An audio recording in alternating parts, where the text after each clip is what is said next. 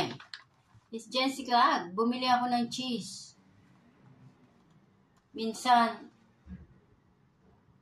maganda rin i-treat natin yung sarili natin. Lalo na kung mahilig tayo sa cheese. Buksan natin. Nakita nyo ilang cheese yung nandyan. Different kind of cheese. 1, 2, 3, 4, 5. 5 klaseng different kind of cheese ang nandito.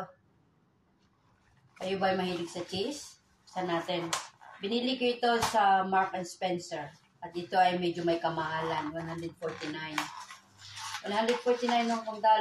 5 klaseng cheese ang nasa loob. So, buksan natin.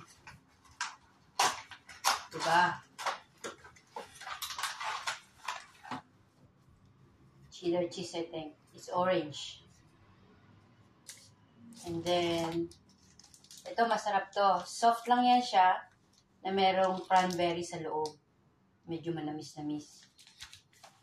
Ito naman, medyo may lasa ito. Akala mo molds. Pero hindi yan molds. Right. Sabihin nyo sa akin kung magaling kayo sa mga pangalan ng mga cheeses ha. Okay, ito anong cheese to?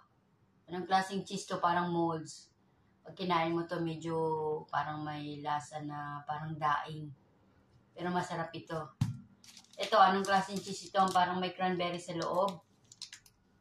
Sarap. Medyo soft lang siya. And then, ito, cheese. I think this is cheddar cheese. Pink siya, pero pag tinignan niya parang yellow. At yung sunod is another kind of cheese, yellow. And this one. Ito medyo maanggo ito, pero masarap to. Masarap to ilagay sa biscuit. Crispy biscuit. Lagyan mo nito, tapos lagyan mo ng grapes. Ang sarap. So, buksan ko ha. Ano? Naka-sticker pa siya. O diba? Hindi masama na minsan i-treat natin yung sarili natin ng cheese. Kapag tayo nagki-crave ng cheese. Gusto natin kumain. So, kahit mahal. Diba? Kahit mahal yan. Minsan kailangan natin i-treat. Ito siya. So, ayan o. Kabalot pa siya eh. Hindi na balot. Kundi ganito na talaga siya. Anong klaseng cheese ito? Sa mga nanonood dyan na nasa Canada, USA or something. Anong klaseng cheese ito guys?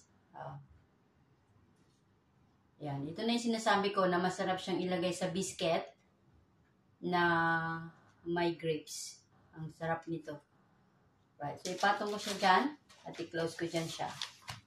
So, ito siya. Ang different kind of cheese na nabili ko ng $149 ng $1. Tikman ko ito lahat.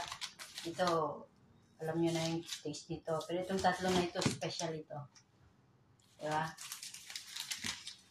Special itong tatlo na ito. What I mean is this one. Kasama nito.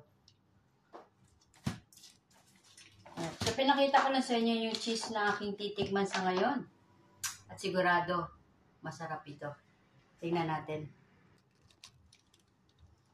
Ayan siya. Cheese, cheese, cheese. Para sa mga daga na tulad ko. This is Jessica Lag. Thank you for watching. I'm gonna eat my cheeses now. Hoo-hoo!